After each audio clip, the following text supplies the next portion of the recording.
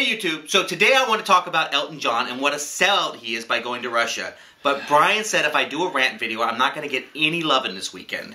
So I figured I would be good and I would talk to you guys about something I really love, reality TV.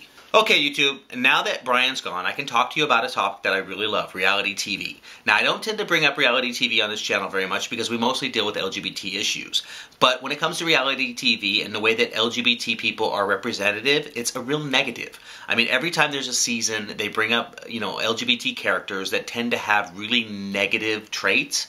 And I want to talk about two shows. I want to talk about Survivor and I want to talk about Big Brother. Now on Survivor, the new season is called Blood vs. Water, and they've brought back some of the contestants from the past with their loved ones. Now, one of the contestants they brought back is a gentleman by the name of Colton. Now, anybody who's watched Survivor in the past knows that Colton is probably the worst, most despicable person ever to be on Survivor, and he happens to be gay. Now, take a look at Colton real quick. Guy in the green, what's your name? Colton. Colton? Yeah. What do you make of the other guys on this group? There's some good-looking guys. They're not as good-looking as me, but they're good-looking. Who built this?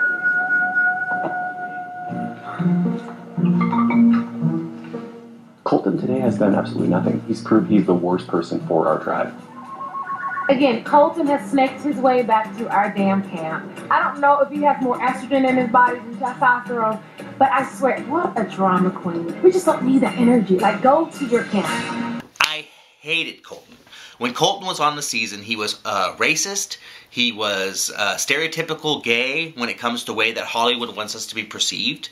I mean, he wouldn't do anything around the camp. All of the other castmates hated him. I mean, there was not a positive trait that I could say about Colton. I actually would say that he was my least favorite character ever on Survivor. And if you guys have watched Survivor over the seasons, you'll know that a lot of the characters that they picked to play on Survivor are stereotypically gay. That doesn't mean feminine. It means sarcastic, bitchy, lazy, all the negative characteristics that Hollywood has portrayed gay people. Now, they never put any LGBT men or women that actually reflect gay people in general. I mean, most gay people that I know have very positive qualities, and they are not the type of people that you're going to find on reality shows. Reality TV likes to focus on the negatives when it comes to gay men because they think it gives a bigger impact to the show. It brings, more entertainment value. Now, Colton actually surprised me on the first episode of Blood vs. Water. When I saw that he was back on the show, I had two reactions. One, ugh, I really did not want to see this guy back on TV. And two, wow, his boyfriend, who he brought with him on the show, seemed really sweet and really cute. And I was thinking, okay, it's going to be interesting to see how this dynamic works out. Then Colton actually surprised me. And that's surprising because I hated Colton so much. I mean, I yelled at the TV when he was on it. And basically what he did was he actually started crying at the campfire, and he talked about why he was so bad in his first season. And the reason why was because he's from the South, and where he was raised, his family and community always ostracized him. They attacked him for being flamboyant and feminine, and he was picked on all the time. And his way of dealing with that was creating, a really hard skin. Basically an attitude that he didn't care about anybody else but himself, and that's how he survived. Now, I actually bought it, and I started to kind of, I teared up a little bit, and I go, man, I actually feel bad for Colton. I can actually forgive this guy. Until later in the episode, he started basically talking smack to the women again, talking about he's going to beat him upside the head with an oar. And the preview for next week on Survivor was Colton pretty much going back to his old self and being a complete tard. So I'm not looking forward to seeing Colton in the future. Hopefully he will, his boyfriend can bring out the good in him, but we'll have to see. Now on to Big Brother.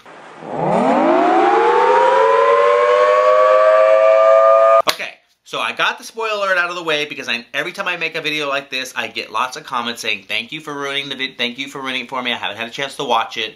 As you guys may know, Andy won Big Brother. And I actually was not a big fan of Andy's through most of the season. He really, you know, was kind of stereotypically gay. He was crying all the time. You know, he just sobbing. He basically smack-talking people behind their backs. And he's just not one of the people that I could relate to on the show. I actually prefer Gina Marie, who was actually the runner-up to him. And she's somebody who was just very sweet, very outspoken, very upfront with her feelings, kind of like I am in life. And I really respected that. When it came down to gameplay, I will say that Andy had a better gameplay and probably deserved to win the show. But throughout the season, a lot of the clips they showed of him were stereotypical. I mean, he was always crying. And the straight contestants were always making fun of him for that. And they were basically saying, what is wrong with this guy? He's crying all the time. I mean, and the perception is that gay men are weak. And that, you know, we basically, you know, we wear our feelings on our sleeves, we get emotionally upset. I mean, the characteristics that they want to portray on these shows are not necessarily positive characteristics. So when Andy won, I think he kind of deserved it because he did play the best game, but he was not necessarily the most likable person on the show, so it was kind of a double-edged sword. But what I did want to talk about with Big Brother, which really infuriated me, was this season was probably one of the most controversial seasons on Big Brother than any other season before. And it's because a lot of the characters on the show, a lot of the people that were on the show, were very racist and made extremely homophobic comments. Now, a couple of the girls on the show had made jokes about the Asian lady saying she should go make some rice. They made some jokes about the African-American people that, you know, you can't talk in the room when the lights are out because they're so dark you won't know they're there. I mean, they made all these really nasty comments, and they were pretty much pegged as the mean girls. Now, the thing, when these girls got kicked out of the show, they actually were confronted about their comments. And Julie, who's the host of the show, called them out on it. And she basically said, hey, you know, you made some really inappropriate racial comments while you were in the house. Is there anything you want to say about that? And they kind of got called to the carpet. The problem was when Spencer, who was the completely homophobic contestant on this season, he basically called Andy a faggot. He said, you know, and he made some really nasty homophobic comments about Andy on the show. But when he came out of the house, when he got booted, they didn't call him to the carpet for it. I mean, they basically did not ask him why he said what he said, or they didn't make him explain it. And I thought, wow. So if somebody makes a racial comment on a reality show, people get upset and they actually call him out for it. But if somebody makes a homophobic statement and actually calls somebody a faggot, which, you know, the N-word and the C-word and other racial, negative, nasty words were never used by the female contestants, and they were basically called out for that. But when it comes to calling someone a faggot, you get away with that? No one takes you to task and basically says, hey, do you feel bad, or what's up with calling, you know, the gay contestant a faggot? So that really disappointed me in Big Brother. It, you know, really disappointed me in Julie for not calling him out on that. And it makes you wonder, what is it about gay people in reality TV? What is our purpose for being on the shows? Are we on those shows to bring an awareness to our community? Are we on those shows for personal gain? Are we on those shows to make a statement? Because I personally would love to be on any of the reality shows, and I would be on that show to make a statement. As you guys can see, I love reality TV. I could talk about it all day long, so I look forward to seeing who in our audience actually pays attention to LGBT characters on reality TV. If you have any opinions or comments, I'd love to hear them. If you could go on one show, what show would you guys go on? I personally would go on Survivor because I've been such a big fan of it for so many years now, and I think I could win it. I'm curious to see what show you guys would go on. So until next time, you two, take care.